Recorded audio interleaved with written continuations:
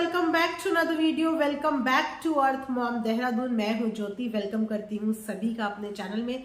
सो दोस्तों, dinner winner I hope आप लोगों का फिनिश हो गया होगा। तो चलिए आराम से तसल्ली से बैठ के करेंगे बातें, क्योंकि बहुत सारी बातें करने को है। कल ब्लॉग में इतनी सारी चीजें देखने को मिली। शुरू करते हैं आज की कुछ खट्टी मीठी वार्तालाप।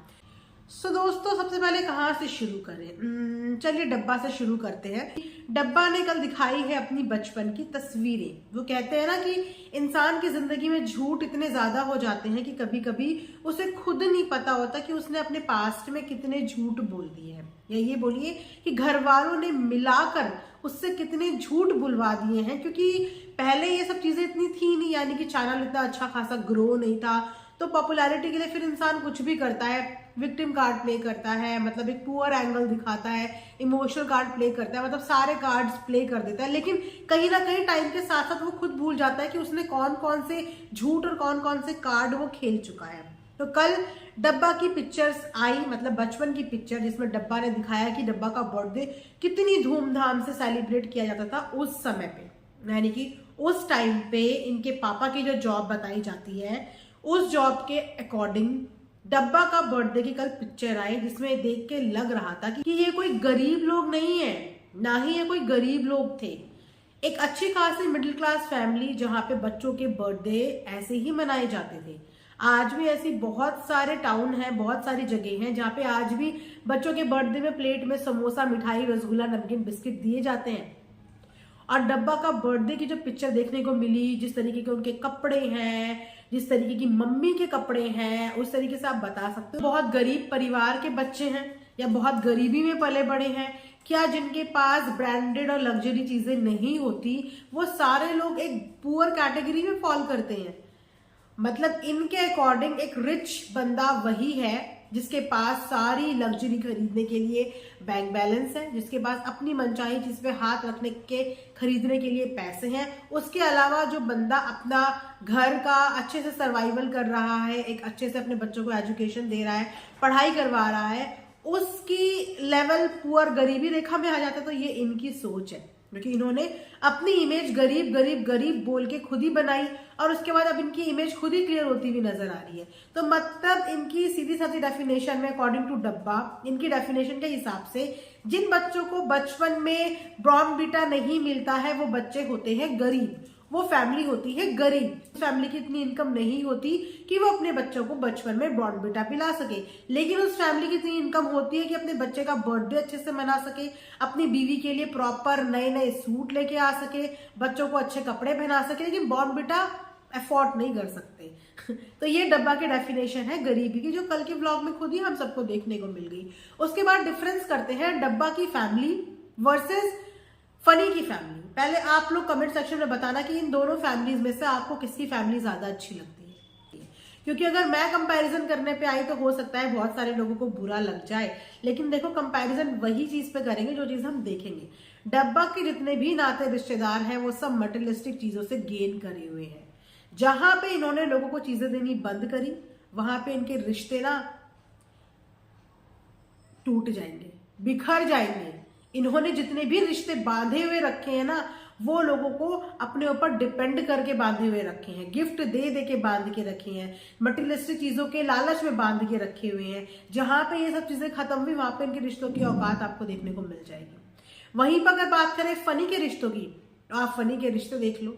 एक साथ सारा परिवार बैठा हुआ है, सारे कजन्स बैठे हैं, यार दोस्त बैठे हैं, फ्रेंड्स बैठे हैं, और उनके बीच में पैसे जैसी कोई चीज ही नहीं है, चकाचौंध जैसी चीज ही नहीं है, गिफ्ट का कोई लालच नहीं है, पैसे का कोई लालच नहीं है। साथ में बैठे हैं, मूवमेंट एंजॉय कर रहे हैं, क्वालिटी टाइम स्पेंड कर रहे हैं, एक दूसरे के साथ शेयर कर रहे हैं, एक दूसरे की केयर कर रहे हैं, हंसी मजाक कर रहे हैं, बिना किसी लेन देन के। तो ये डिफरेंस है एक खानदानी लोगों में, यानी कि जिनके पास रिश्तेदारों, जिनके पास भले ही पैसों की इनसे थोड़ी कमी हो, लेकिन रिश्तों के नाम पे उनके पास भरपूर रिश्ते हैं। अब वहीं पे अगर डब्बा के रिश्तों की बात करें तो उसके पास सारे पैसे की वजह से रिश्ते हैं, और फनी के पास कुछ ना हो तो ये भी फनी के पास वो रिश्ते पहले भी थे और आज भी है। तो ये डिफरेंस है दोनों की फैमिलीज में। हालांकि मुझे ऐसा लगता है कि डब्बा को धीरे धीरे ये सब फैमिली पसंद आने लगी है, ये एटमॉस्फेयर, ये माहौल पसंद आने लगा है। क्योंकि पिक्चर में देख के तो यही समझ में आया कि पहले से इनकी फैमिली ऐसे एंटी सोशल नहीं थी। मतलब ये लोग थे जो लोगों को बुलाए, बिल्डिंग के लोगों को बुलाए, उनके साथ बैठे उठें, अपने फंक्शन में बुलाए, उनके फंक्शन में जाए। इसीलिए मौदा आने के बाद भी डब्बा मैक्सिमम टाइम लोगों के घर में मिलती है, आती है, जाती है, कभी अपनी सास के साथ चली जाती है लोगों को बुलाने। और अगर इनकी मम्मी की बात भी करें मुंबई में, तो वो भी ऊपर नीचे 2-4 लोगों से बातचीत करती है। तो इनकी जो फैमिली के ढर्रे और जो रिलेशनशिप चेंज हुई ना, सडनली एकदम से एंटी सोशल बन गए, वो आई थिंक सारा का सारा जो है इनकी भाभी को क्रेडिट जाना चाहिए। क्योंकि अगर इनकी भाभी के रिश्ते देखे उठा के, तो आई थिंक इनकी भाभी ने फ्रेंड्स के साथ भी पता नहीं कौन से जमाने में अपनी कोई फोटो शेयर की होगी, क्योंकि एंटी सोशल इनकी भाभी है। और वो चीजें गिफ्ट में मिली इनके भाई को, और इनके भाई ने वो सब बाउंड्रीज बना दी इन सबके आगे कि ये बाउंड्री है, इस बाउंड्री से पार ना आप लोग जाओगे, ना इस बाउंड्री से पार कोई आएगा। इसीलिए मुंबई में इतना टाइम बिताने के बाद भी आज तक डब्बा का कोई फ्रेंड हमें देखने को नहीं मिला। डब्बा छोड़िए, छोटे टिजा टिहान है, आज तक उनके फ्रेंड्स देखने को नहीं मिले, क्योंकि वहां पे चलती है इनकी भाभी की हुकूमत। जो इनकी भाभी बोलती है उसी हिसाब से चीजें चलती हैं, वरना फैमिली इतनी एंटी सोशल नहीं है। उनकी बचपन की तस्वीरों से पता चल रहा है कि माँ बाप ने ऐसी चीजें नहीं सिखाई थी कि लोगों से दूरियां बना लो, लोगों से दूर रहो। उन्होंने अपने हिसाब से शुरुआत अच्छी करी थी, बच्चों ने अपने कन्वीनियंस के हिसाब से अपनी तरीके से अपनी चीजें सेट कर ली। क्योंकि पीपिका मैडम का है ना डार्क फेज, पता नहीं कौन सा डार्क फेज है उनका, वो फेज उनका है। और कहीं ना कहीं मुझे ऐसा लगता है कि मैडम को भी ये चीजें उनकी मम्मी से ही मिली है विरासत में। क्योंकि उनकी मम्मी के घर में भी जब हम गए तो उनकी मम्मी के घर में पीपिका के अलावा किसी और की फोटो ही नहीं थी। क्या एक लड़की से जुड़े हुए कितने रिश्ते होते हैं, कितने रिश्ते होते हैं। चलो ससुराल से मान लो तुम्हारा सेपरेशन भी हो गया, तो उसके बाद भी तुम्हारे कितने रिश्ते जुड़े हुए होते हैं। लेकिन उसके बाद भी उसकी मम्मी के घर में पीपिका के अलावा किसी की भी फोटो नहीं थी, और वो खुद भी अकेले रहना प्रेफर करती है, अकेले रहना पसंद है। आज भी बहुत सारे लोग इस चीज का ब्लेम पीपिका को ठहराते हैं कि पीपिका क्या अपने 5 BHK के घर में अपनी मम्मी को स्पेस नहीं दे सकती। बट यू नेवर नो कि उनकी मम्मी को अकेले ही रहना पसंद हो, अकेले ही बनाना, अकेले ही खाना पसंद हो।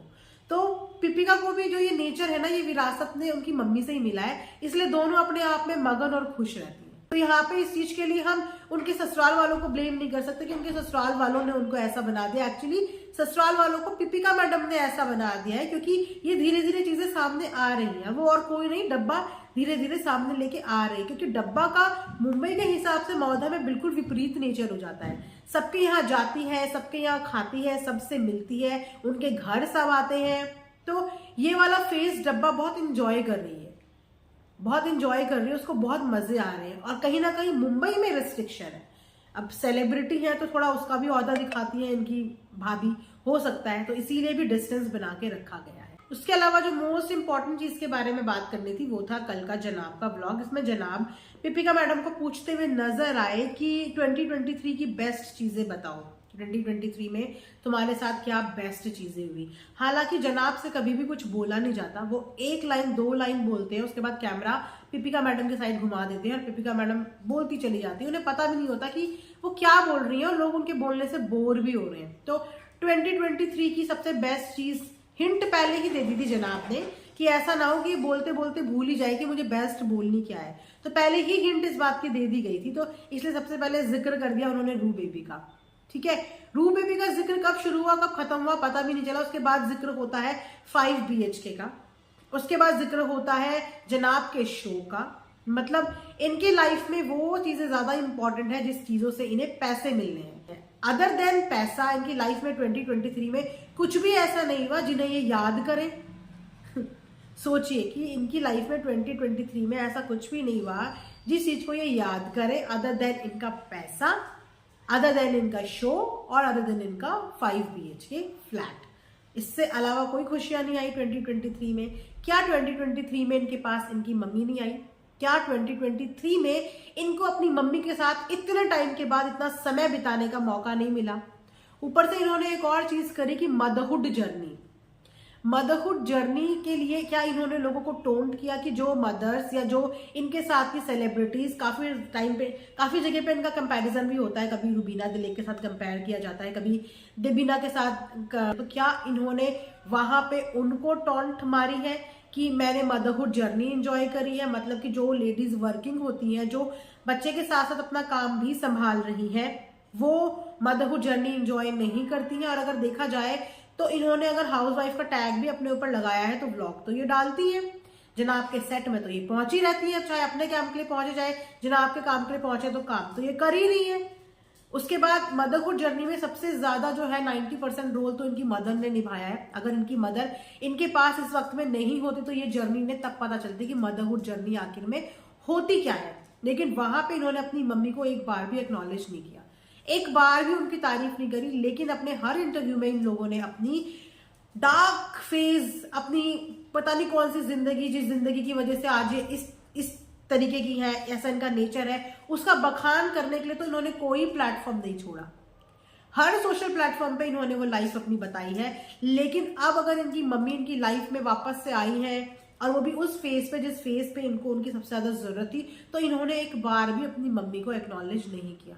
वहीं पे आप रुबीना दिलेक को देख लो कि अभी 1 मंथ के बाद सबसे पहली बात है कि उन्होंने अपना बेबी का रिवील किया कि उनका बेबीज हो चुके हैं, 2 डॉटर्स उनकी हुई है।